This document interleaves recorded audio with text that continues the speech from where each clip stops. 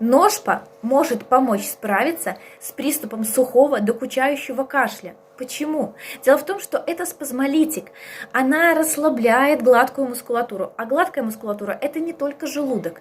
И когда он болит, мы пьем обычно ножпу. Гладкая мускулатура – это еще и наши сосуды. Гладкая мускулатура – также это наша трахея.